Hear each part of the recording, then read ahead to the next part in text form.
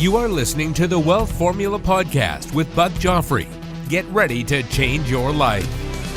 Welcome, everybody. This is Buck Joffrey with the Wealth Formula Podcast, coming to you from Santa Barbara, California, where we are still kind of in quarantine land, right? COVID cases are going up, certainly in LA. We're about an hour and a half north of LA, and it seems like a lot of the people from LA want to move over here right now because we're not quite as bad and there's plenty of space to walk around. But it is what it is. The COVID thing continues to define 2020 and redefine sort of our economy and the way we do things in general. Before we begin with today's content, I want to remind you that there are a number of resources available for you over at wealthformula.com. Check those out. One of the things you can do there is to join our accredited investor group. All you have to do is go click on Investor Club, because who doesn't want to be a part of a club? It's a good question, right?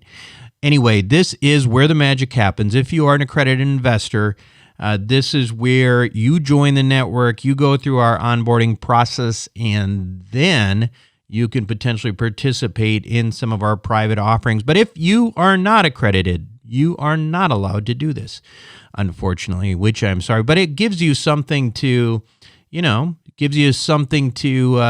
for, some trajectory that you want to get to, right?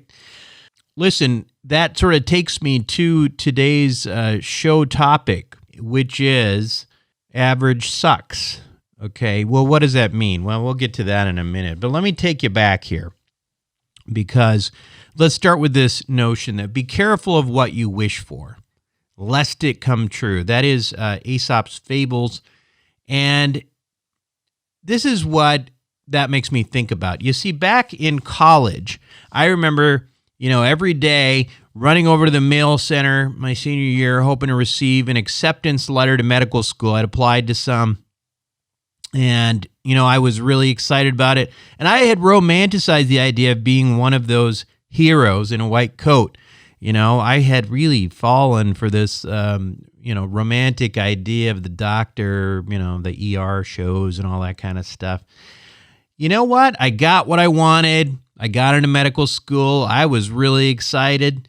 I was going to school in Chicago, driving over there from my parents' house in Minneapolis one August for orientation. I remember listening to a news show. It was actually National Public Radio.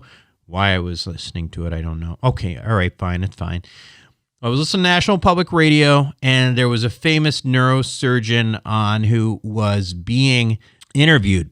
That famous neurosurgeon happens to be, oddly enough, the HUD Secretary now, and I know it seems kind of a little wacky. But anyway, I heard this famous neurosurgeon on National Public Radio, and I had really never contemplated the idea of neurosurgery, but I'm listening to this show, and probably like a lot of listeners, completely intrigued with this idea of this, this brain surgeon.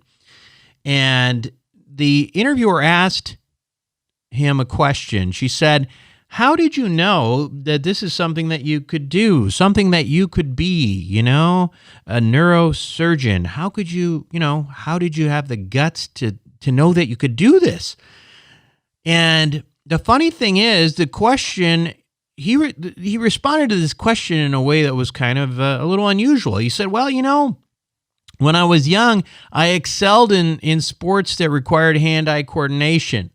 And he said, like, foosball or table tennis. Anyway, I just suddenly woke up and I'm thinking to myself, gosh, I'm really good at table tennis. In fact, we call it ping pong.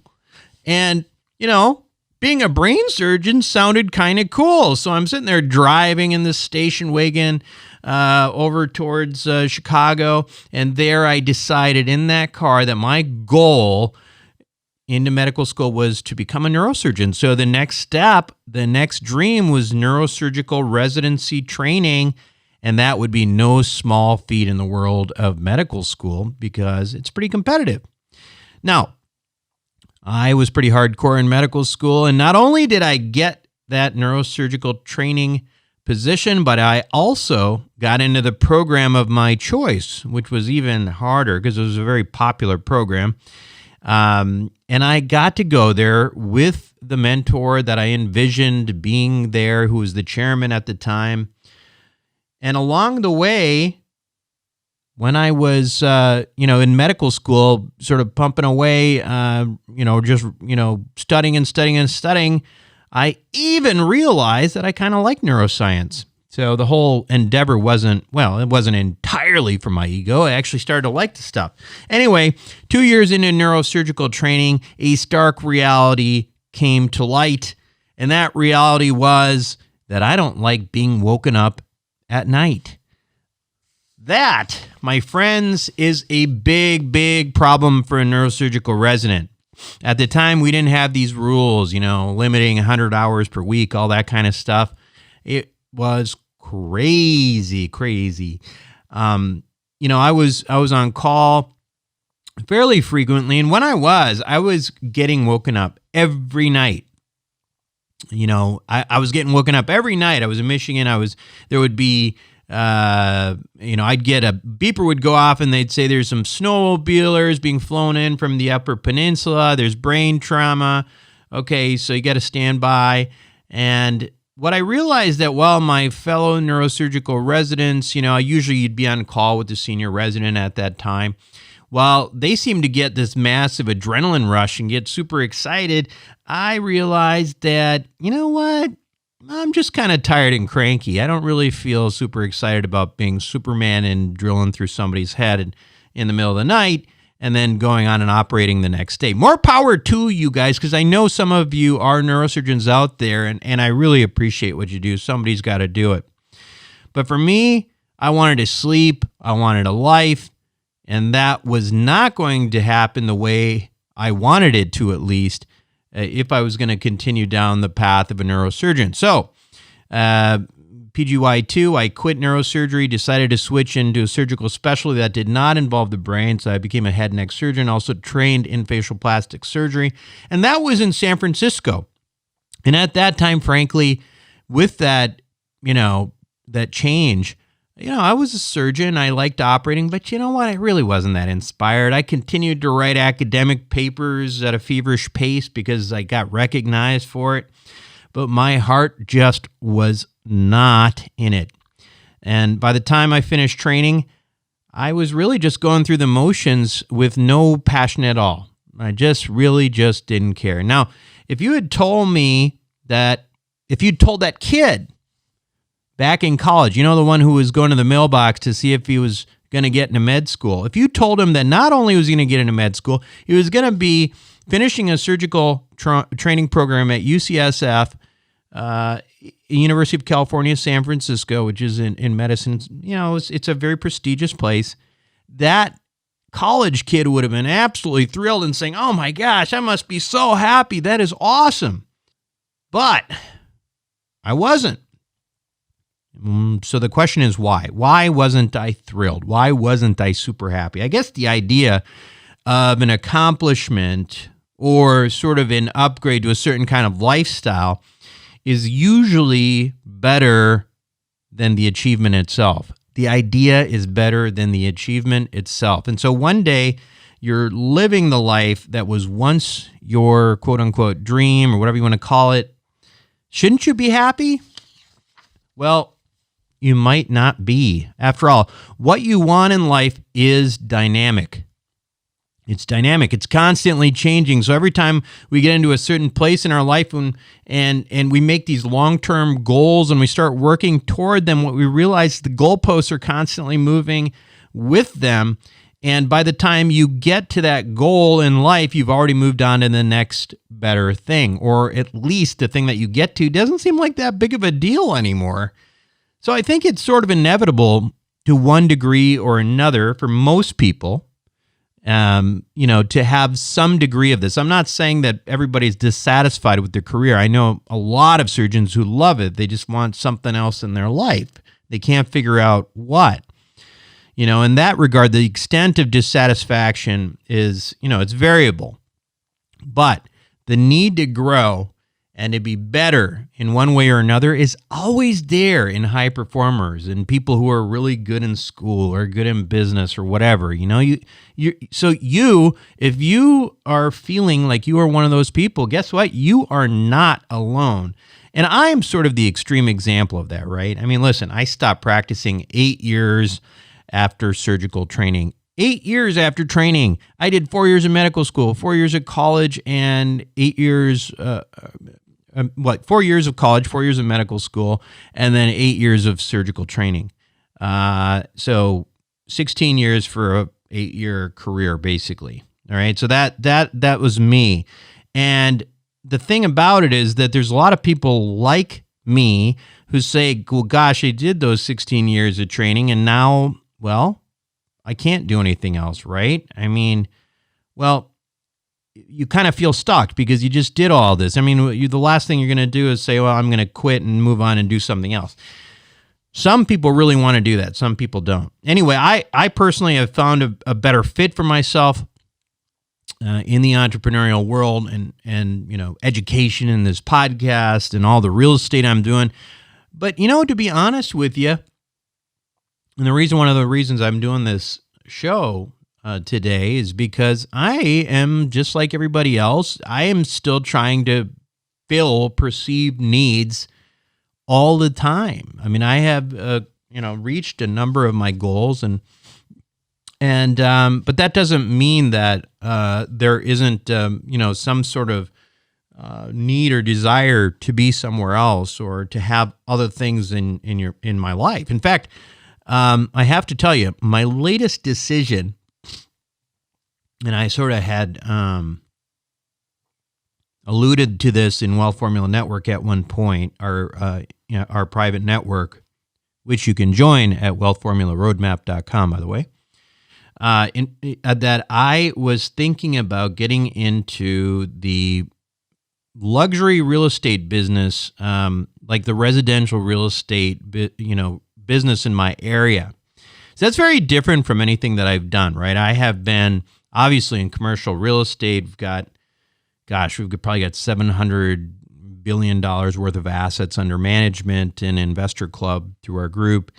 So real estate is not new to me, but this idea of like luxury residential real estate, it was kind of a new idea for me to potentially get involved with. So here's where that came from, right?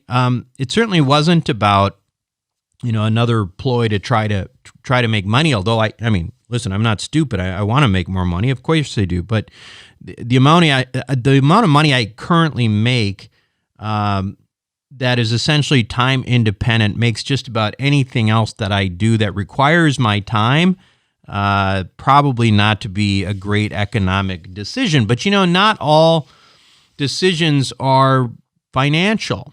And for me, this is what it came down to, right? I need to get out of the house. So for the past 3 years since we moved to Santa Barbara, I've barely left my house. My work's online, there's the podcast sphere. Sometimes, I go a whole week without seeing anyone but my family. I'm sitting there underwriting real estate or, recording a podcast or reading and not leaving the house. So what happened? I gained weight. I let my beard grow out uncontrollably. As you can see, if you're watching me right now, I'm nicely cleanly shaven. So I do look about 10 years younger as well. I just really wasn't, I was starting to feel kind of slothy, that I was sort of missing something in my life that wasn't creating energy. And for me, that's interacting with people. Every time I go to our Wealth Formula meetups, I feel super energized, and I wanted that kind of feeling again. So when I realized this, the old saying about choosing your profession based on what you do in your free time, that crossed my mind. And clearly it was a little late for me to get involved materially in the National Football League, which is really how I spend a lot of my time following and reading. But the other thing that I spend a lot of time doing is, being on Zillow or Trulia or whatever, looking at luxury homes, because I'm a big fan. I love looking at the architecture. I love, just the different things about these homes. It gets me excited. And so putting all of this together, I thought, well, all right, well, if I'm doing this in my free time and it'll get me out to interact with people and, do something that I love, maybe I should do it. It just made sense. Now, don't get me wrong. I am not feeling comfortable with this new identity so far. Right now, I'm the new guy who doesn't know very much. It's a humbling experience that I haven't really felt for over the last decade or so. Just doing my own little learning my paperwork stuff and all that, and stuff I just don't do anymore. But I joined a group that's super nice, and they're making it a lot easier. But anyway, sometimes radical change serves as a nice shock to the system to make you feel alive, right? Listen, I feel like, this is not something that I think is, I think I was working pretty efficiently already. So, maybe I'll be working a little bit more, but hey, I think it's going to be a lot of fun. It's going to get me out of the house. I think it'll energize me. And sometimes it's that radical change you need to do that. So who knows? Who knows how this decision's going to play out? We'll see. But anyway, in the meantime, if you want to buy a house in Santa Barbara, Montecito, let me know, and I can help you out. I can hook you up. Anyway, this idea of feeling restless in your skin is something that is common enough that my friend Michael Bernoff wrote a book about it. It's called Average Sucks, and you are going to hear all about it after these messages. Welcome back to the show, everyone. Today, my guest on Wealth Formula Podcast is a friend of mine who we met together at Genius Network, Joe Polish's group, a few years back, and we've kept in touch. He's been on the show before. His name is Michael Bernoff, and Michael is an interesting guy. He got called out for not living up to his potential when he was younger, and it bothered him. But rather than shrinking from the challenge, he chose to step up and solve a problem he saw in the personal development industry. And that quest led him to develop human interaction technology, which moves society forward through the power of communication. And then he founded Human Communications Institute, which is dedicated to creating rapid and lasting change in people's lives. He's worked with entrepreneurs, athletes, executives, Fortune 500 companies. He offers courses. He used to offer live events until the current pandemic, and leadership training for those who want to achieve life beyond limits. Michael, welcome back to Wealth Formula Podcast. I'm glad to be here. I even just love the name and example, Wealth Formula. Who would not want to spend time with Wealth Formula? That's a subscribe right there. Boom. Well, there you go. And that's the interesting part, because we also a little funny thing about Wealth Formula is we have this investor group, right? It's for accredited investors, and it's hey, that's me. Yeah, well, there you go. You're an accredited investor, and if you go to the website, you just see something that says Investor Club, right? And so while, a few years back when I first got into the business of, I guess, raising capital and doing syndications and the things that I do now, I was like, well, how do I tell people about it? Well, why don't I just start by putting up something on the website that says Investor Club? And boy, oh boy, people join left and right. And it occurred to me, who doesn't want to be part of a club? Yep, it's true. Especially a club that not everybody can join, right? Anyway, It's turned out great for everybody involved, but and a club with a great name. It's like nobody would want to drink the Drink Water Club, but this is the Investor Club, right? Yeah, the Investor Club. Even though we all should join the Drink More Water Club, but good water, right? Yeah, right, exactly. Michael, you wrote this book recently called Average Sucks. It does, yeah. Well, let's start with this question for you. What the heck is average anyway? It's interesting you say that. So I wrote the book, and I wrote it knowing that two things were going to happen. People stop me all the time, and they're like, hey, dude, I wear the shirt that says average sucks. I got the license plate. And it's usually wealthy people that say, damn straight, average sucks. You're right. And then I turn around, I go, I'm glad you believe that, but do you know what it means? And they're like, oh yeah, it means be better than everyone else. And it's the guy in the Lamborghini, the Ferrari, the Rolls Royce, because I live in Scottsdale, where that's just, I guess, how people think is above average. And I said, do you know what it means? They're like, well, no, I thought it meant that. I said, here's what your average is. It's you. And they say, well, what do you mean? I said, every one of us has an average in life. We have an average amount of times that we work out. We have an average amount of times that we spend time with our kids. We have an average in our bank account. We have an average of our returns on our investments. Everyone's got an average in their life. And if what you want in this world is different than what you're doing on a regular basis, you have an average that is not the one you want. So as investors, all of us know, like, you have an average return you get in a year, and it's probably similar to last year unless the market did something very different. Right. So in terms of really what we're talking about is, average means not growing.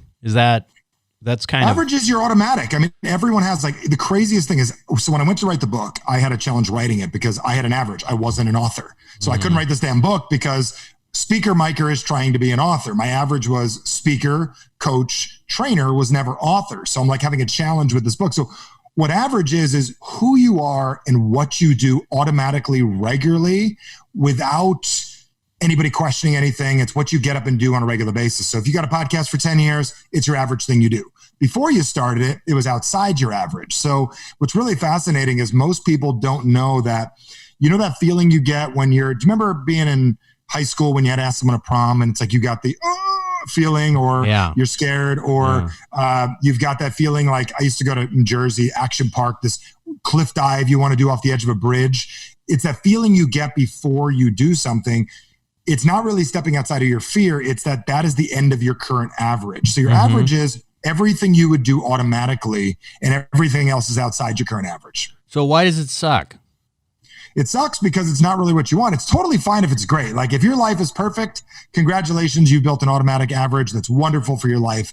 The challenge is this. And Buck, I ask you this question. How tall are you? 6'4". Okay, I'm 6'6". Nothing like height issues with, like, we're both tall, right? Which is great. How tall do you play your life? Because the guy asked me that when I was younger, and he goes, I'm 6'6". He goes, you act like a guy that plays 5'11". How big do you play versus your 6'4"? Do you play 6'4"? Do you play 6'2"? I think I play 6'4". Okay, I play about 5'11" to 6'1" of my life. And what I mean by that is I still don't give it everything I got on a regular basis. Oh, I see what you mean by that. You get it. You play the part of a 6'4", but compared to, like, if you remember when we were kids, Michael Jordan was the man, and we all looked up Michael Jordan, or Wayne Gretzky or whatever, or Warren Buffett.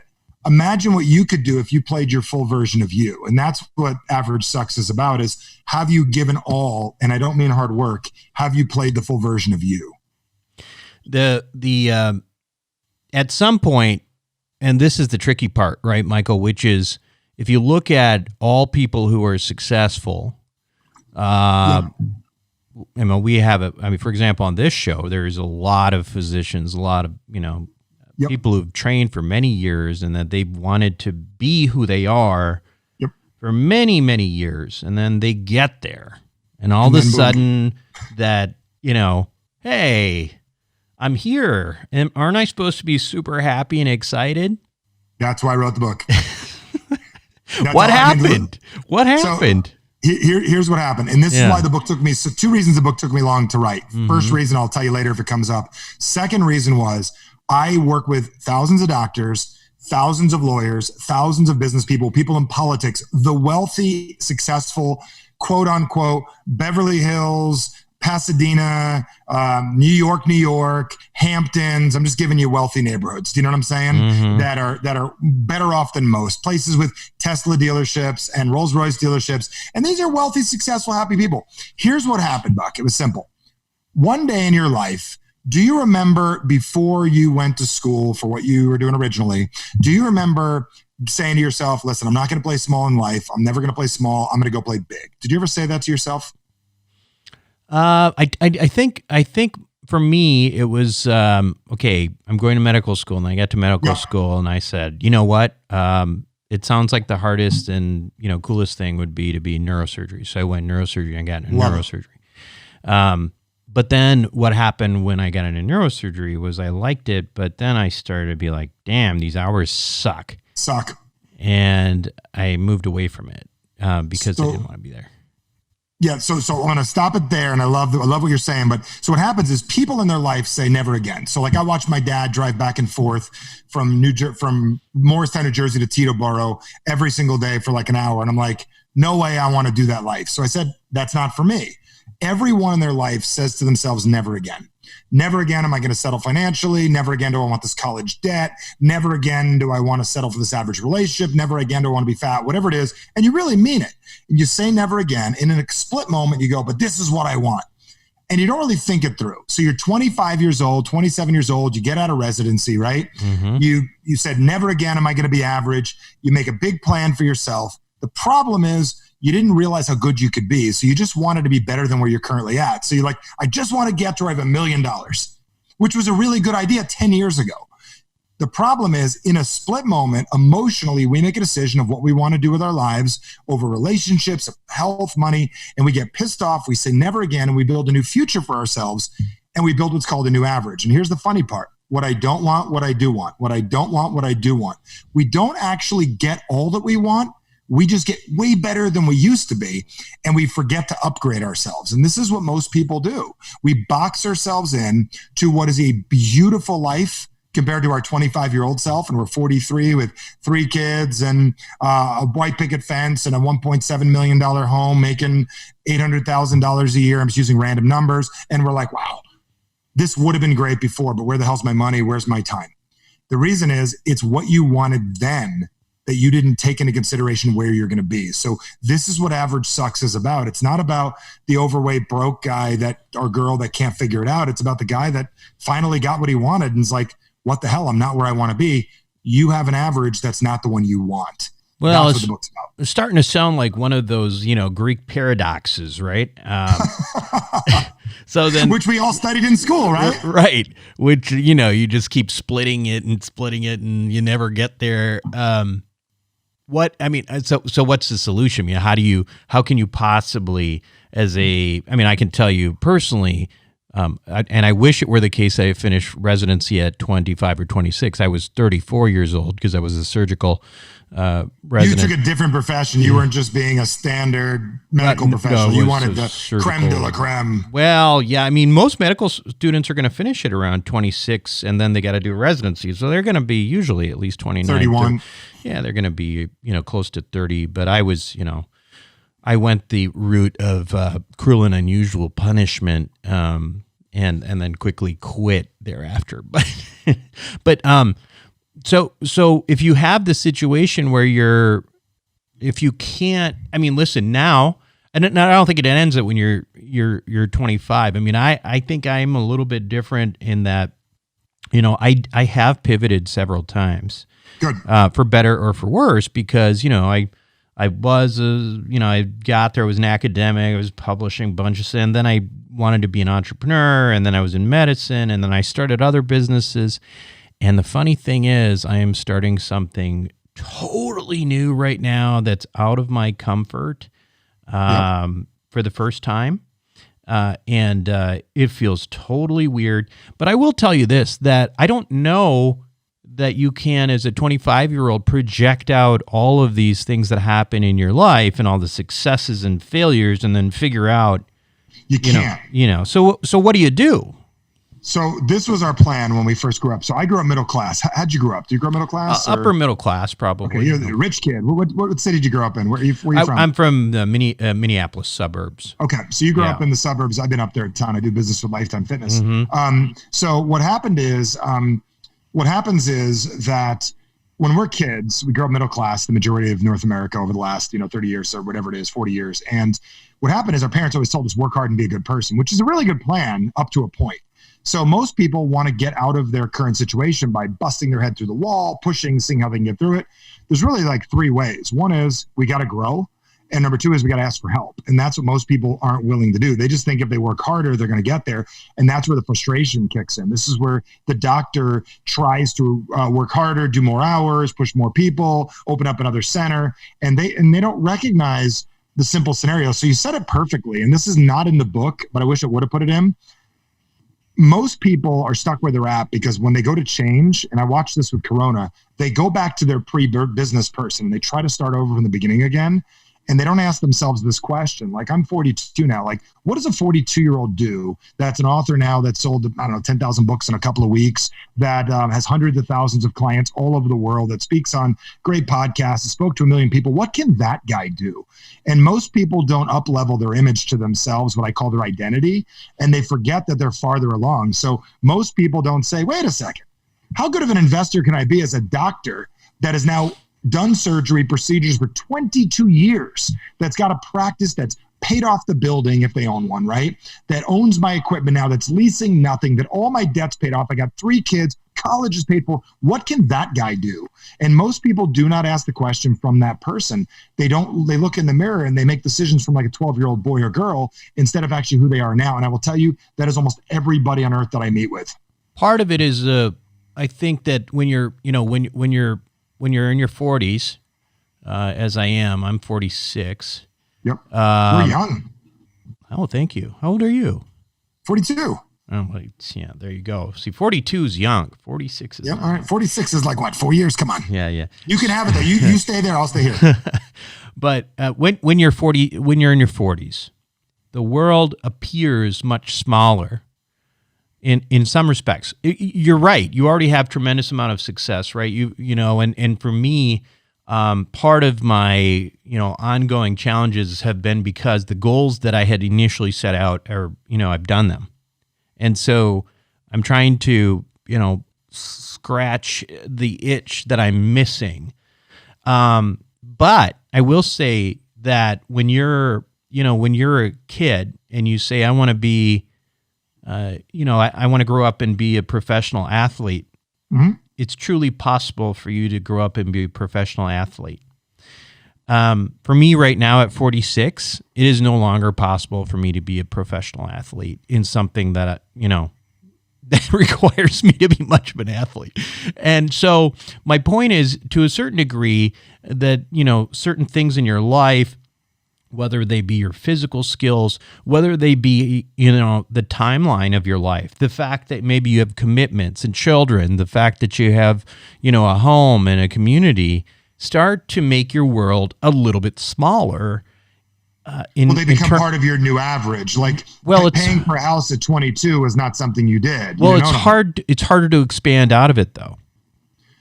Possibly. And the reason I say that is, this is the part that we've got to recognize. This is why it was hard to get a book done, because there's carnage anytime you change. Am I correct? So if you really wanted to be a professional athlete, I'm not saying you can't, you could take major steps, change your entire life trajectory, and get a hell of a lot closer than you currently are if it really matters to you. Am I correct about that? But I'd still be pretty far away, Michael. Well, but I've had back surgery 3 times, and so anyway, go on. You understand the concept? No, I do. What I'm saying is, sure, you can become better. There's carnage involved, and what most people don't recognize is our attachments. Things we get attached to become part of our average. It's like, this is what we do. So we build the life we have. So when I talk about in the book, we have a box: what we want, what we don't want. It's like, remember when we used to go to dinner, people? Remember dinner? We would talk about what we want and what we don't want. Every morning you wake up, you have an identity and people in your life that remind you who you are, and ones that encourage you and ones that piss you off. Every one of us have it. So we got people and identity. We've got what we want and what we don't want. And we live our whole life keeping that happy. And that's what we wake up and do every day. We don't do anything outside of that. That is what human beings do. You wake up, you look in the mirror. I'm a doctor. What do? I go to the office. I do my thing every day. These people like me. These people don't like me. These people encourage me. These people piss me off. One day I'll get there and I'll never go back there. And that's everyone's life, unless you don't want it to be. Right. But I think you call it maybe it's this concept that you say comfortably numb or whatever in your book, whereas like, again, you do have these hurdles. If you are, as you stated, you're a physician making $500,000, $800,000 a year, and you got the house and the picket fence, the kids and stuff, making those decisions to change into something that you currently are not, which may include not practicing and not getting that check anymore, are a lot harder than they are for like a 25-year-old kid who's got no money and no kids and no responsibility to begin with. I don't think they're harder, they're different.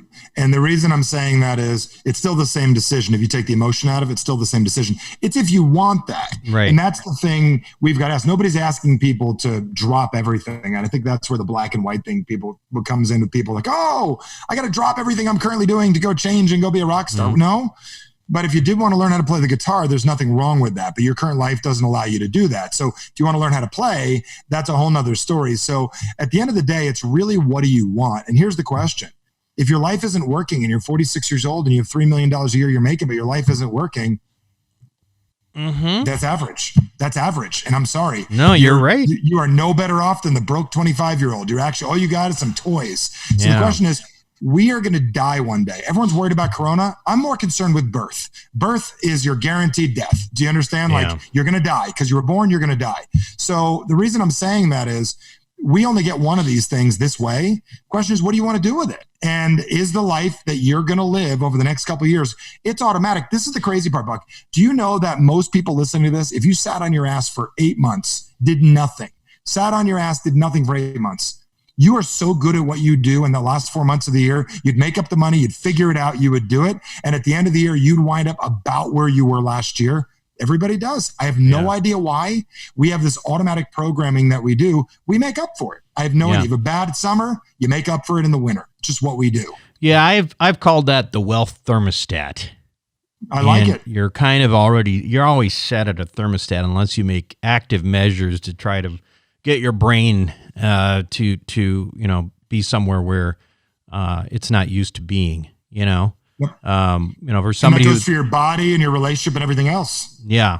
I can vouch on the money side. I don't know the body stuff and all that. If you look at your body, most people don't recognize if they look at a 3-year window, they weigh about the same. It's like, you look at your bank account or you get your investment. I get my portfolio sheets from the investments, the hedge funds, everything. I get these things that come in the mail like this big, these bricks. Yeah. And I look at them and there's an average daily balance. There's an average daily return. And it's not changing because you're not investing with Investor Club. You get the concept. And what I'm saying is they invest and just like you, there's a number that you offer people that is about the same that grows. If it's 10%, 7%, 15%, 32%, whatever it is, it grows at a rate.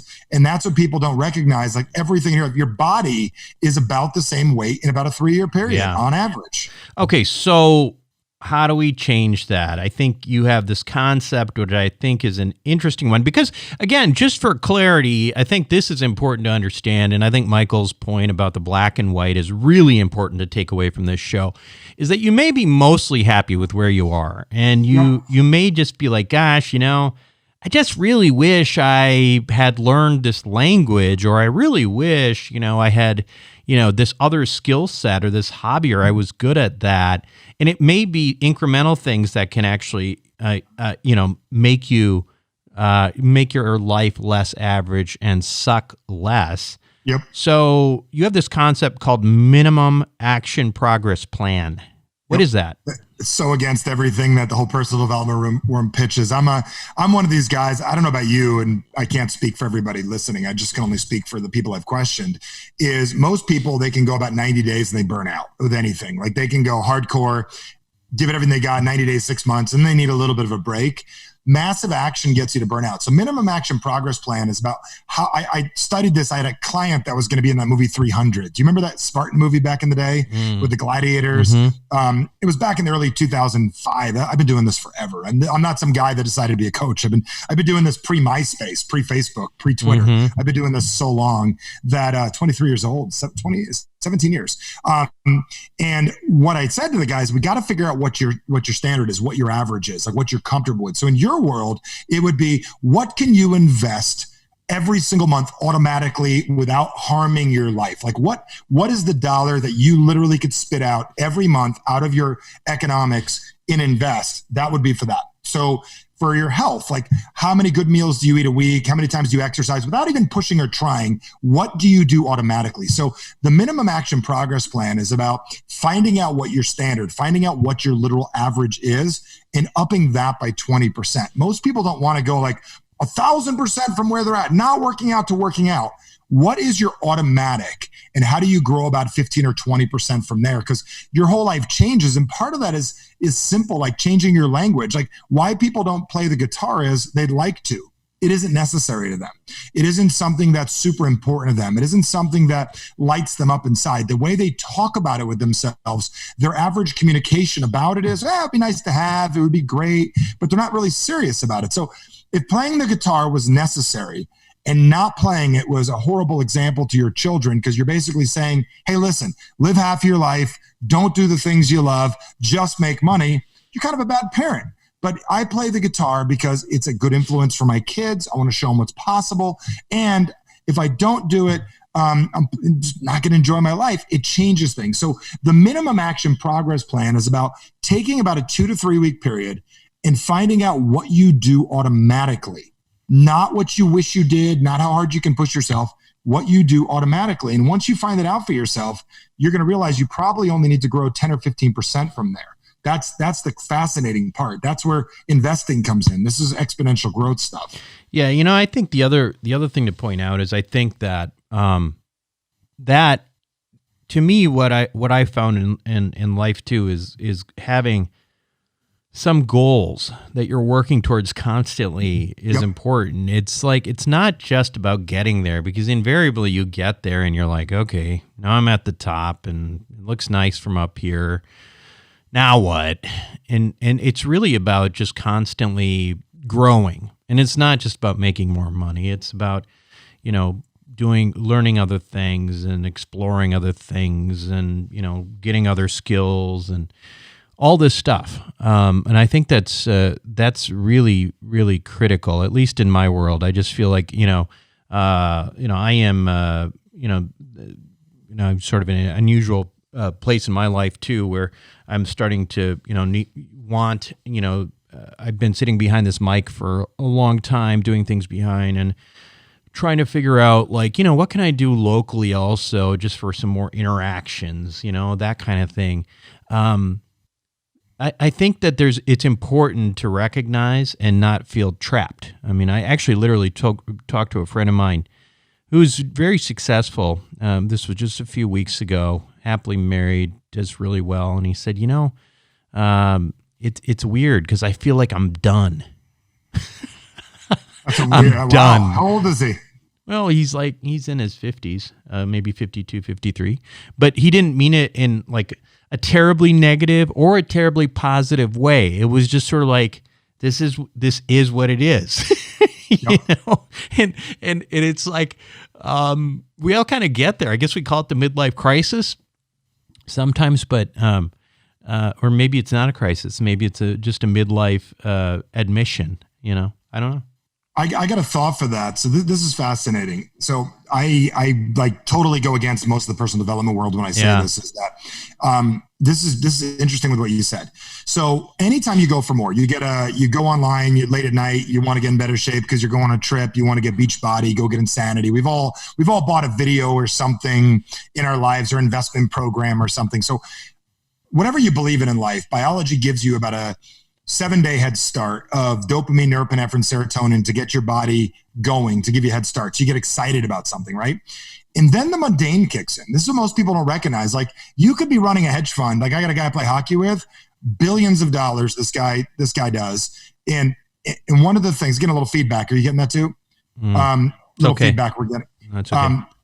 And one of the things that he said is that you got to deal with the mundane. So you get excited for about 7 days, then the mundane kicks in. And what most people do when the mundane kicks in is, what they do is they rush back. They want to do something else exciting and they switch. Now they go from, I'm going to go from futures to now that I'm going to start shorting things. Then I'm going to get into gold, or we switch. And the goal is at the end of the rainbow. And it's over here. It's past the mundane. What most people do not recognize in their lives is that when they do the mundane long enough, they're going to get what they want. But when you finally get what you want, it's not as exciting as it was thinking about it. Mm-hmm. So most people think they have this line they've got to get to. One of the greatest realizations people can get is it's a circle. It goes exciting, mundane, get your goal. exciting, mundane, get your goal. And most people don't realize that the reason it's not so exciting when you finally get it long-term is if it was, there'd be no progress in this world. So the way it's set up is you're going to get more happiness wishing and hoping than you are in achieving. And that's just the way life works. So a kid wins the Super Bowl. A kid wants to win the Super Bowl for 35 years, finally catches the ball in the Super Bowl, runs it in, champagne in the locker room. Next day, hey, I'm going to Disneyland by Thursday. I'm not saying he's depressed, but he's like, what's next?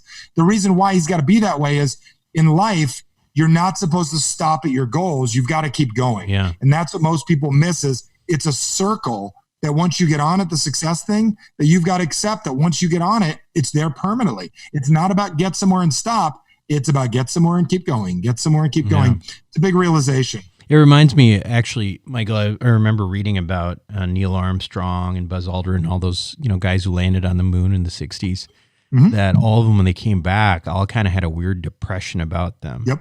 Like, now what?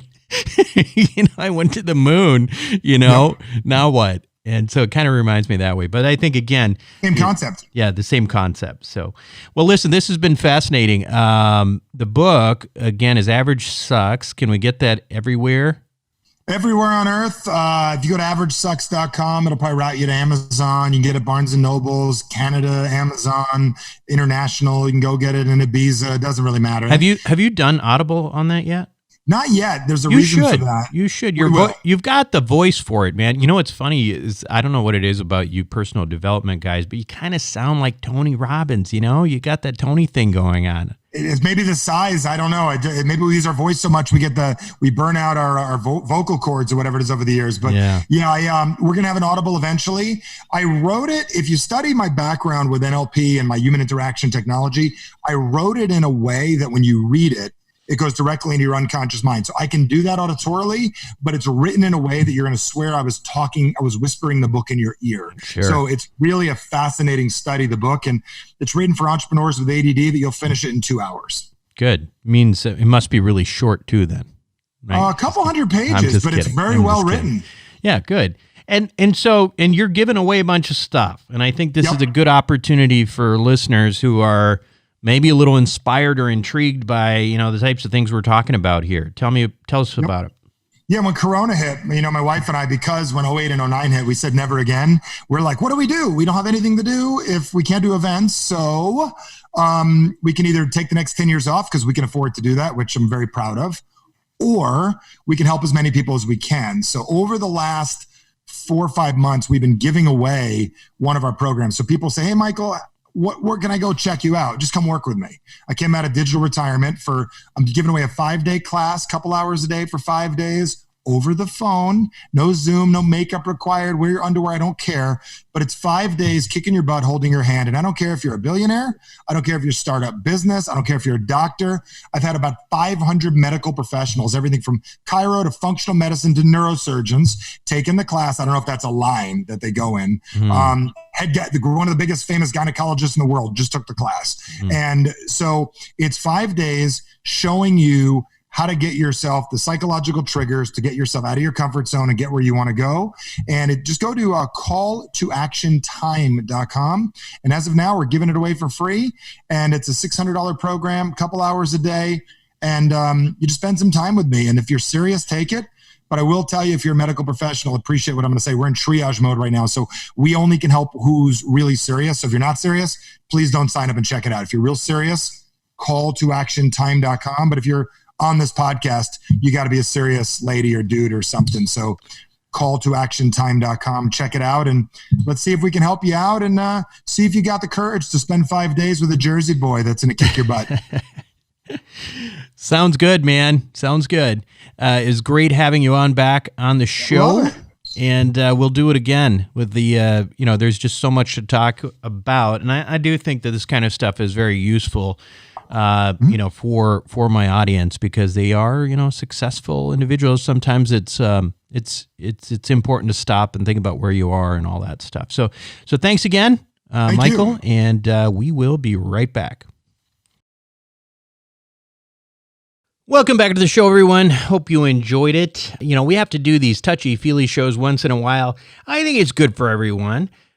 One thing I would love to get from you, well, two things actually. One, I want you to, if you think it's, if I deserve it, give me a 5-star review. All you have to do is, if you know how to go to iTunes and do that, then great. But we've made it really easy. If you go to wealthformula.com, you can just go to give us a 5-star review. Go ahead and click on that, and I'll take you through to the page, and you can write your comments, etc.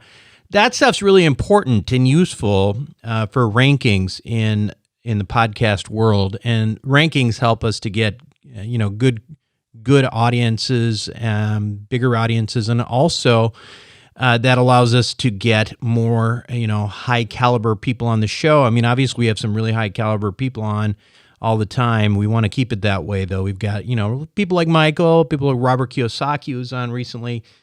Tom Wheelwright, all those guys. So anyway, if you can do that for me, I would greatly appreciate it. Now, the other question I have, if you were still listening, which, sometimes people just kind of hang up the phone by now, but here's the other question I have for you. Do these kinds of shows get you excited? Do you like these kinds of shows? One of the things I have contemplated is potentially to do another type of podcast that is focused more on these, self-help, personal development type things. I find that the audience, tends to react to them very, very well. And I don't, so it may be something that we could do more of, but I don't know that I would put it necessarily on this podcast. I would probably do a separate podcast that's focusing on that kind of stuff. Anyway, let me know what you think. Shoot me an email, buck@wealthformula.com. And that's it for me this week on Wealth Formula Podcast. This is Buck Joffrey signing off. Thank you for listening to the Wealth Formula Podcast. Visit us on the web at wealthformula.com. The information contained in this podcast are opinions, not fact. As always, consult your own financial team before making any investment. See you next time.